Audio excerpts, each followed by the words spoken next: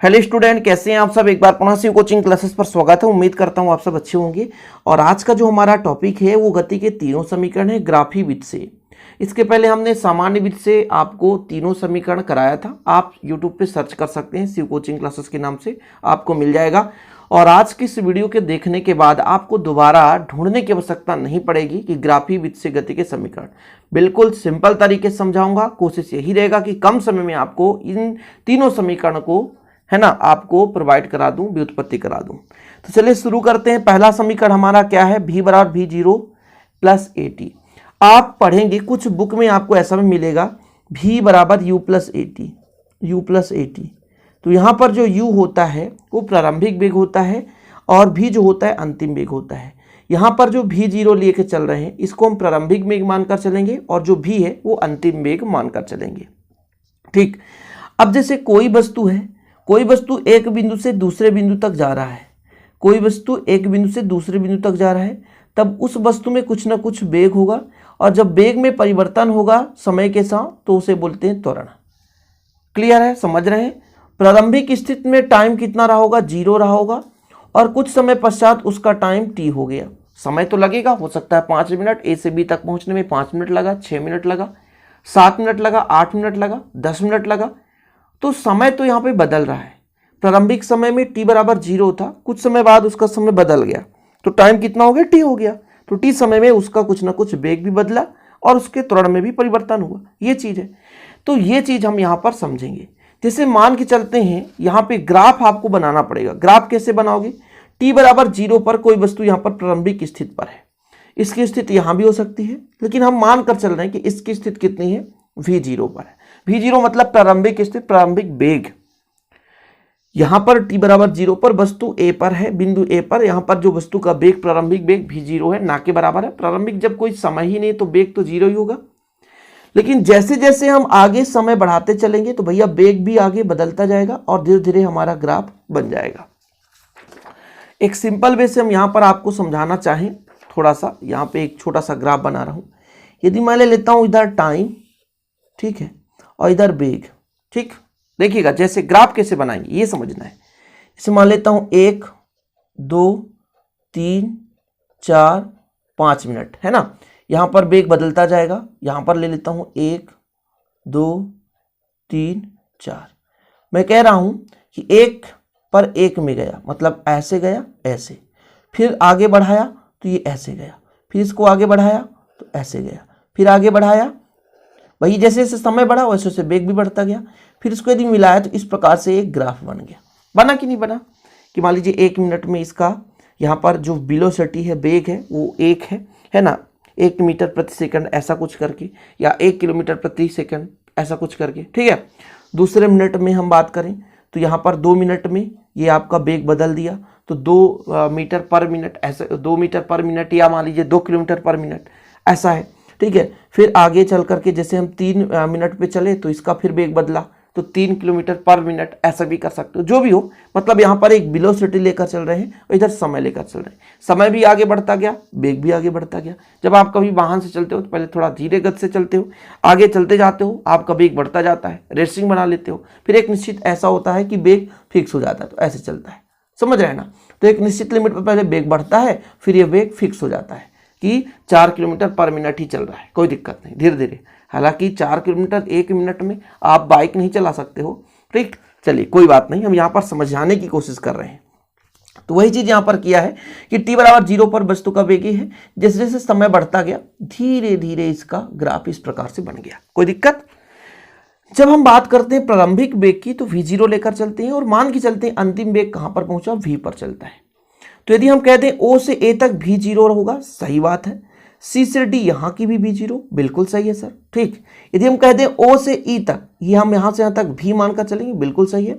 इसी प्रकार B से D तक, ये B से D तक, इसको भी मानकर चलेंगे, v मानकर चलेंगे, बिल्कुल सही है।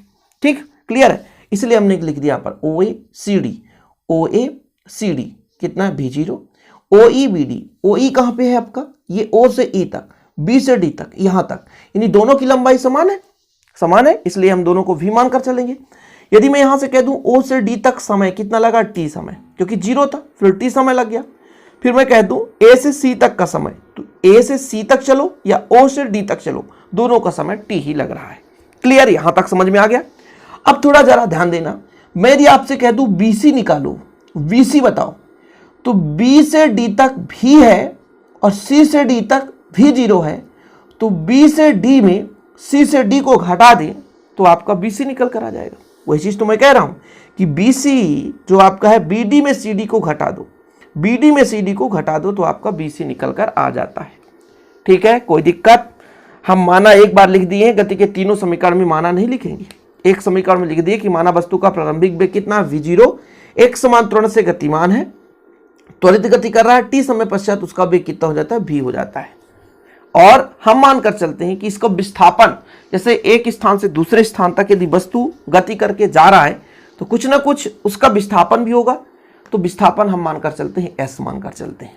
क्लियर, आगे चले तो हमारा पहला समीकरण यहां पर निकालना है। तो पहला समीकरण निकालने के लिए हम यहां पर देखेंगे कि जो आपका त्वरण है, त्वरण क्या कहलाता है, वेग में परिवर्तन की दर को, है ना। तो त्वरण जो है वेग में परिवर्तन क्या बोलता है, ये प्रवणता है आपका। अब यदि मैं आपसे कह दूं कि वेग और समय ग्राफ, वेग और समय ग्राफ को हम भी टी ऐसा लिख सकते हैं, वेग समय ग्राफ। कोई दिक्कत? जब भी ऐसा लिखा मिल जाए तो समझ लेना भी मतलब वेग, टी मतलब समय। ठीक, कोई दिक्कत?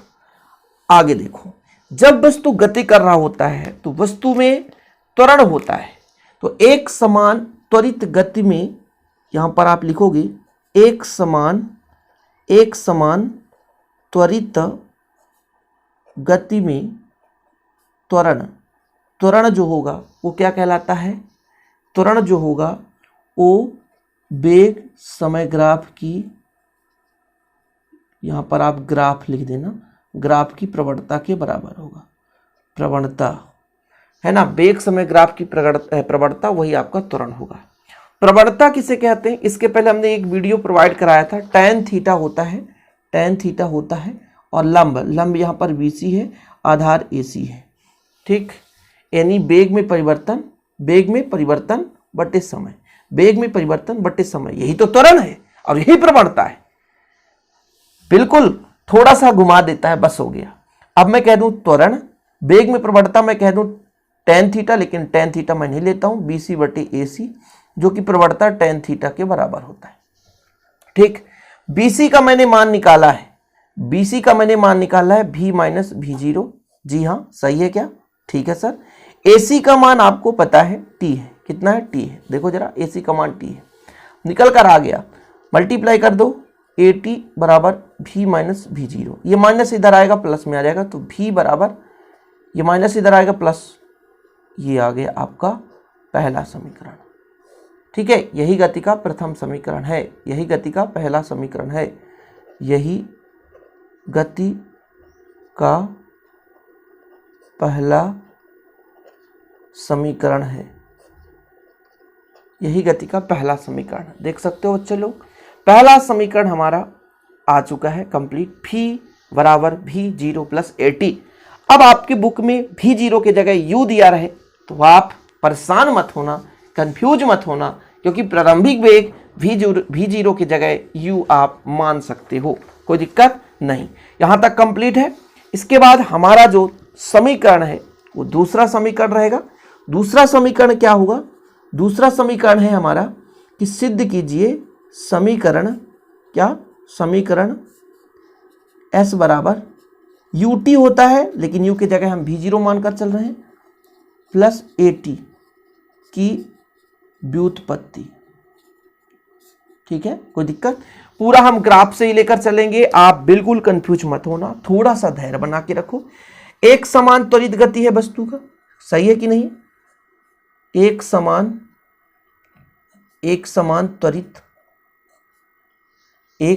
त्वरित गति में ही चलेगा।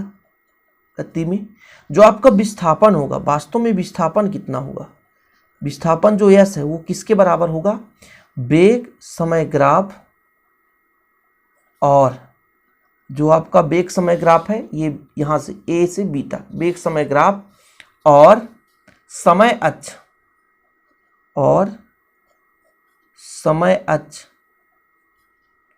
के बीच घिरा क्षेत्रफल,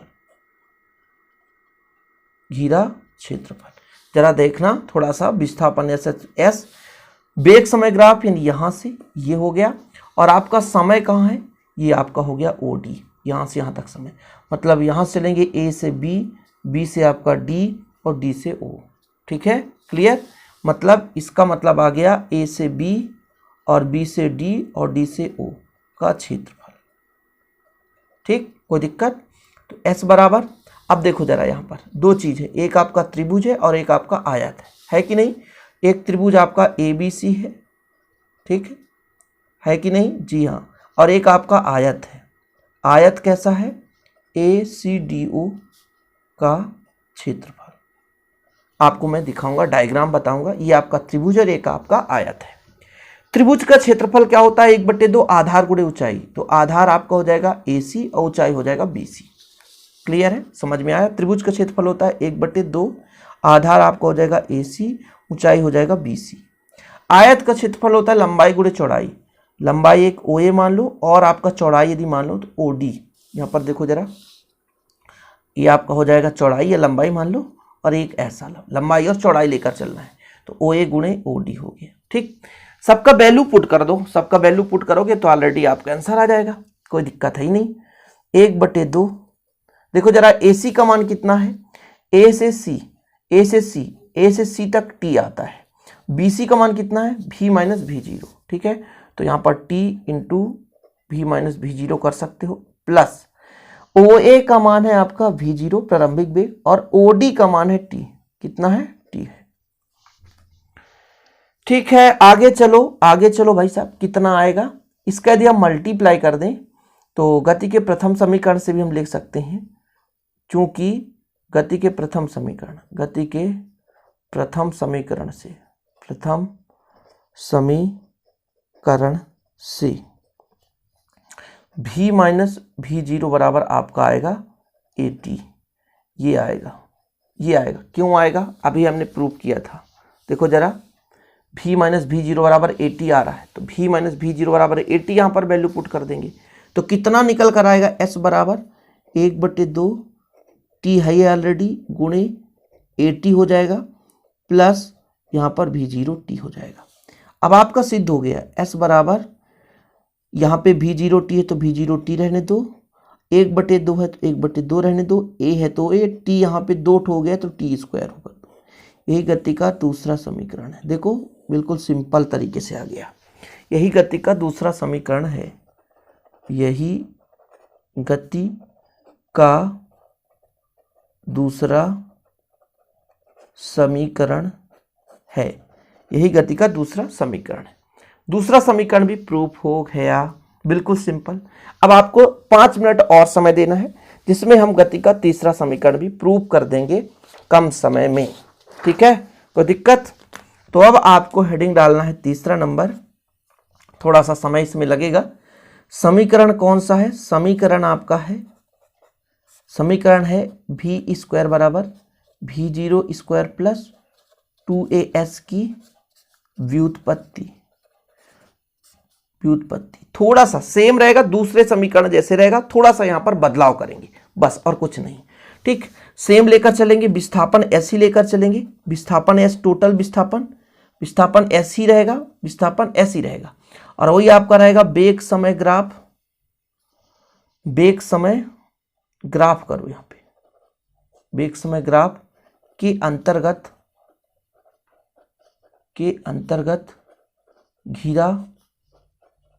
घिरा क्षेत्रफल, बेग समय ग्राफ के अंतर्गत घिरा क्षेत्रफल।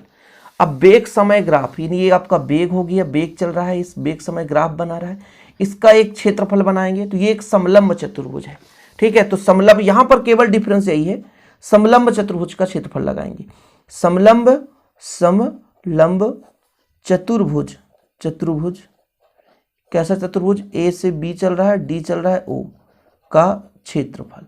ये कहां से आ गया सर, समलंब चतुर्भुज A से B और D और O। समलंब चतुर्भुज क्या कहलाता है, मतलब दो भुजाएं समांतर हो, दो भुजाएं समांतर हो, एक आपका OA हो गया, आपका हो गया BD हो गया, ये समांतर है। ठीक है, तो ये समलंब कहलाता है। यदि किसी चतुर्भुज के दो भुजाएं समांतर हो और दो भुजाएं समांतर ना हो, केवल एक ही युग्म समांतर हो, तब वो समलंब कहलाएगा। दोनों युग्म आपके समांतर हो जाएंगे तो फिर समांतर चतुर्भुज कहलाएगा। ठीक है, क्लियर है। तो इस चतुर्भुज में एक युग्म समांतर है, इसलिए समलंब चतुर्भुज कहलाएगा। समलंब चतुर्भुज का सूत्र क्या होता है? क्षेत्रफल का समांतर भुजाओं का योग 1/2 समांतर भुजाओं का योग। समांतर भुजा OA है और BD है, गुणे ऊंचाई। ऊंचाई मतलब AC ले लो और चाहे OD ले लो। अब इसको आप सुलाओगे तब तो ऊंचाई मानेगा, लेकिन ऐसा ऊंचाई तो ले नहीं सकते क्योंकि यहाँ का कुछ ऊंचाई अलग रहेगा, यहाँ का ऊंचाई कुछ अलग रहेगा। ऊंचाई का मतलब होता है दोनों समांतर भुजाओं के बीच की दूरी, जो समांतर युग्म है उनके बीच की दूरी, उसकी ऊंचाई कहलाती है। क्लियर? तो समलंब चतुर्भुज का क्षेत्रफल हमने कहा कि 1/2 समांतर भुजाओं का योग। समांतर भुजा हमने कहा एक आपका OA है और एक आपका BD है। और फिर मैंने कह दिया कि ऊंचाई ले लो। ऊंचाई चाहे आप OD ले लो चाहे आप AC ले लो, कोई दिक्कत नहीं है। क्लियर? चाहे OD ले लो चाहे AC ले लो। मैं यहाँ पर OA धन BD कर दूं और यहाँ पर लिख देता हूँ AC, ताकि आप प्रॉब्लम में ना जाए। ठीक है, कोई दिक्कत? अच्छा, अब मैं थोड़ा सा दिया आपसे कह दूं कि त्वरण क्या कहता है। त्वरण क्या कहता है? त्वरण कहता है कि जो वेग समय है उसकी ग्राफ की प्रवणता ही त्वरण है कि नहीं? है कि नहीं? प्रवणता ही त्वरण। त्वरण बराबर आपने कहा प्रवणता बराबर आपने कहा tan थीटा, जो कि लंब बटे आधार, जो कि लंब बटे आधार। लंब कितना है? BC है, आधार कितना है? AC है। यहाँ पे कोण थीटा है। लंब बटे आधार होता है कि नहीं? अच्छा, AC बराबर निकालो। AC बराबर, तो AC इधर जाएगा, A नीचे आएगा, पक्षांतर होगा तो BC बटे A हो जाएगा। अब वैल्यू रखेंगे यहाँ पर, वैल्यू रखेंगे यहाँ पर, तो S बराबर 1/2। OA कितना है भाई साहब? OA आपका V0 है। सही बोल रहा हूँ मैं? सही बोल रहा हूँ? जी हाँ सर। BD कितना है? V है, बिल्कुल सही है। आपका AC कितना है? AC की जगह आपका है BC बटे A। कितना है? BC बटे A, रहने दो। S 1/2 V0 प्लस V, और ये जो आपका BC है वो वेग में परिवर्तन है, यानी आपका हो जाएगा V माइनस V0 बटे A। क्लियर? यहाँ तक कोई दिक्कत नहीं होनी चाहिए।